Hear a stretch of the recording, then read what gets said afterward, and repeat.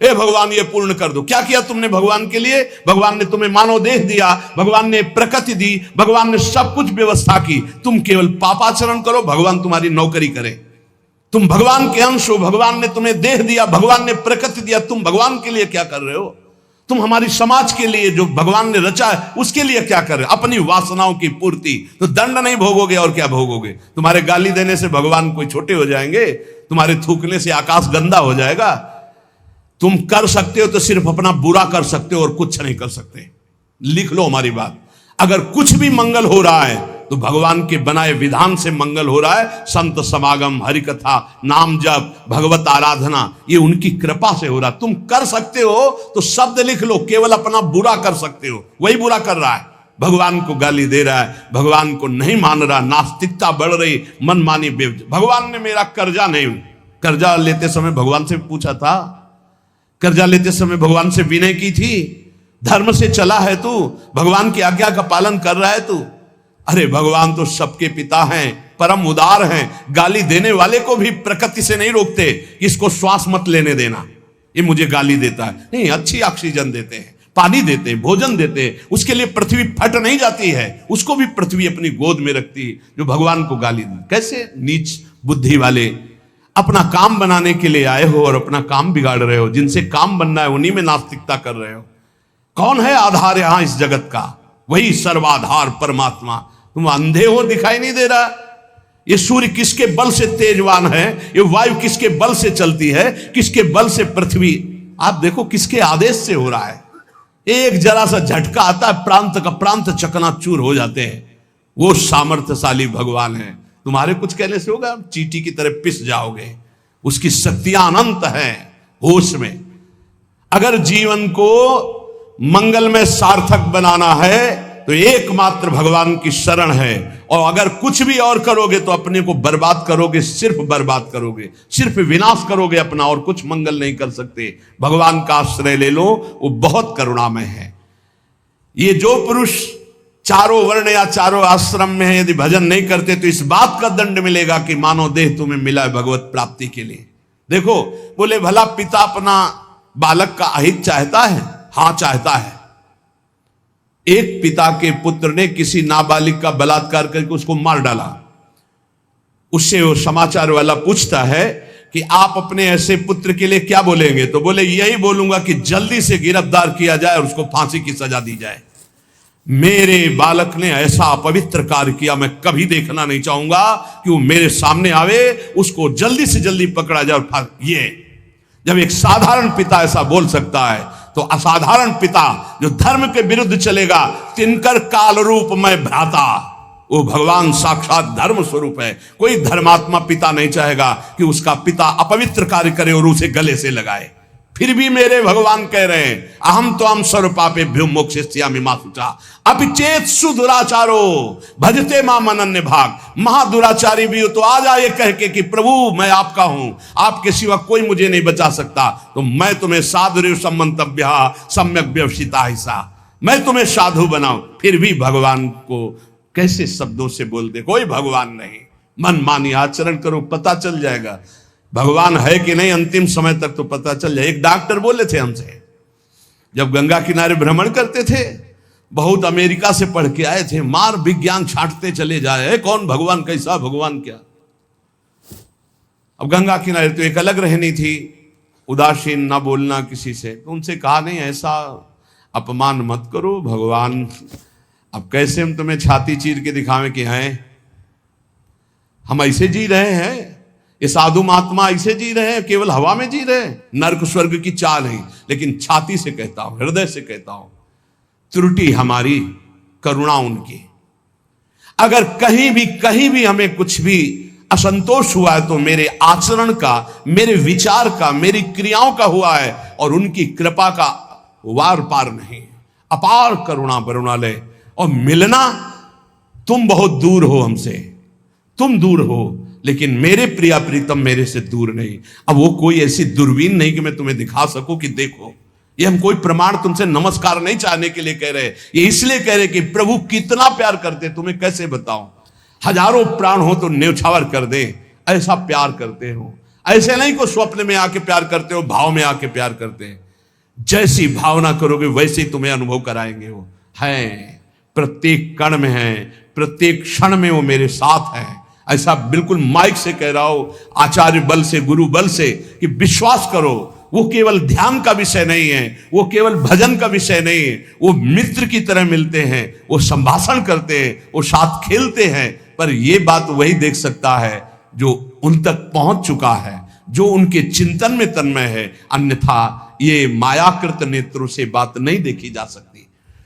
इसलिए उसका पतन निश्चित है जो मनुष्य शरीर पाकर के भजन नहीं करता है। भगवान ने केवल भजन के लिए दिया है। दुष्यंता पर कायेषु स्वात्मानम हरिमीश्वरम मृत के सानुबंधेस्मिन बद्ध स्नेहा पतंत्यधा। भाई शरीर का अभिमान मत करो, ये मरा ही मरा, अभी मरा या कल मरा, मरा ही है पक्का। मृत्यु प्रतिपल साथ है। ये शरीर मृत शरीर समझो, कब छूट जाए कुछ पता नहीं। इसके संबंधी भी छूट जाएंगे। इस शरीर से प्रेम गांठ करने का मतलब है नरक यात्रा तय करना। इसलिए इससे ज्यादा प्यार मत करो। इसे खूब कई बार हमने प्रार्थना की साधकों से कि शरीर को ऐसा समझो जैसे कंजूस मालिक बेईमान नौकर से काम लेता, ऐसे ले। इससे इसको छूट दे दी तो ये पूरी की पूरी जिंदगी बर्बाद कर दे। इसे बेईमान जैसे नौकर ना हो। ईमानदार नौकर अपने आप काम करता है, ये अपने आप नहीं करेगा। बेईमान नौकर जो आराम करना चाहता है, लगाओ काम में 4 घंटे, 124 घंटे में 20 घंटे इसको संसारिक काम, साधना के काम, भजन कार्य, आनंद समेट लो। यहां कमाने आए हो, यहां कोई तुम्हारा घर नहीं, कोई मकान नहीं, कोई दोस्त नहीं, कोई परिवार नहीं।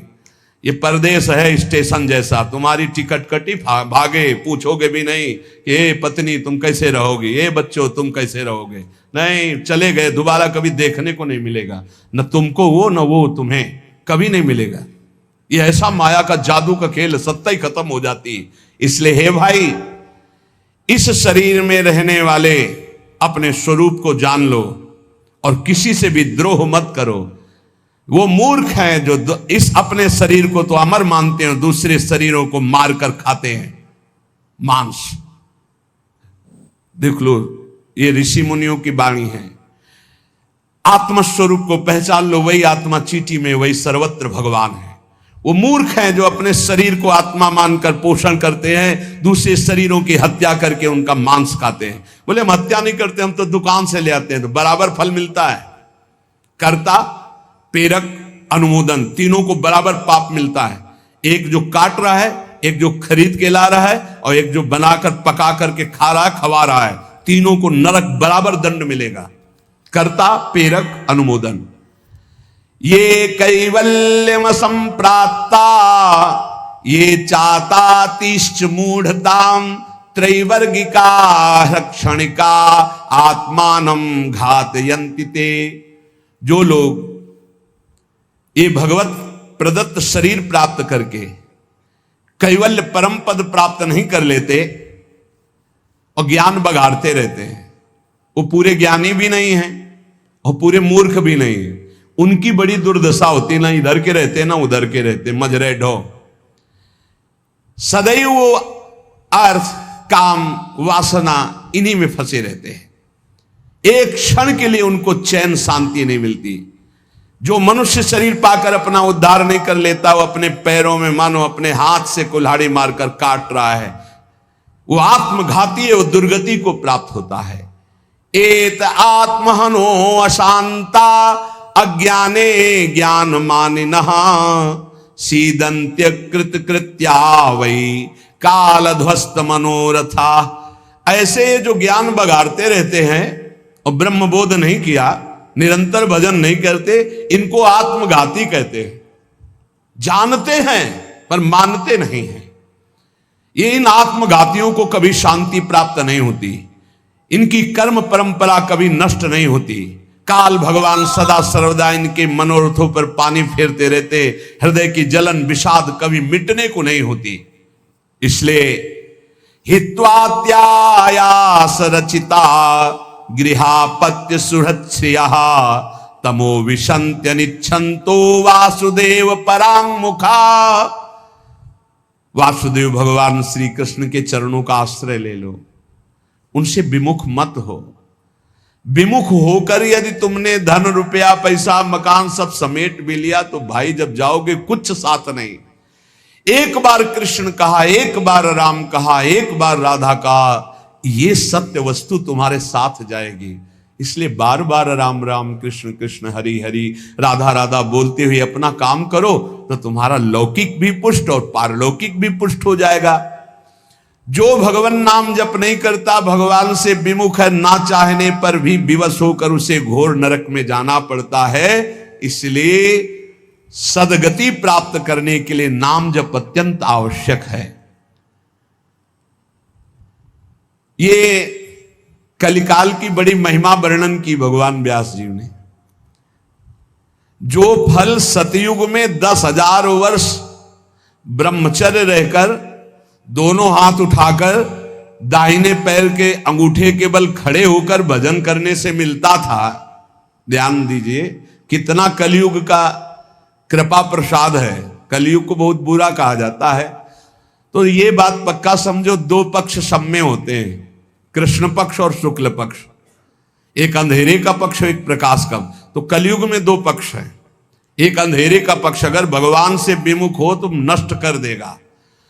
यहां कह रहे हैं भगवान महर्षि वेद व्यास देव जी, यत् कृते 10 त्रेतायाम हायनेन तत् द्वापरे तश्च मासेन होरात्रेण तत्कलौ तपसौ ब्रह्मचर्यस्य जपादेश्च फलम द्विजा प्राप्नोति पुरुषस्तेन कलिसाध्यति भासितम। सतयुग में 10,000 वर्ष ब्रह्मचर्य से रहकर दाहिने पैर के बल अंगूठे के खड़े होकर दोनों हाथ उठाकर मंत्र जपने से जो फल मिलता था वह त्रेता में 1 वर्ष ऐसी साधना, द्वापर में 1 मास 1 महीने, और कलयुग में 24 घंटे नाम कीर्तन करने से वो फल प्राप्त हो जाता है। सतयुग में 10,000 वर्ष तक, सोचो कितना बड़ा। कलयुग जैसा कलयुग समयुग आन नहीं, जो मन कर विश्वास, जो नर कर विश्वास। बहुत बड़ा लाभ कलयुग, 24 घंटे नाम कीर्तन से वो फल मिलेगा, जो बड़ी बड़ी तपस्याओं से, बड़े बड़ी साधनाओं से। बोले सतयुग बहुत श्रेष्ठ है, द्वापर त्रेता बहुत श्रेष्ठ है, हमें लगता कलयुग बहुत श्रेष्ठ है। धन्य है कलयुग जो 24 घंटे नाम कीर्तन से वो हजारों वर्ष की तपस्या का फल प्राप्त करा दे। भगवान व्यासदेव जी कहते हैं मैं कलयुग की पूजा करता हूं, मैं उसे सर्वश्रेष्ठ कहा कि सतयुग में ध्यान, त्रेता में यज्ञ, द्वापर में देवार्चन।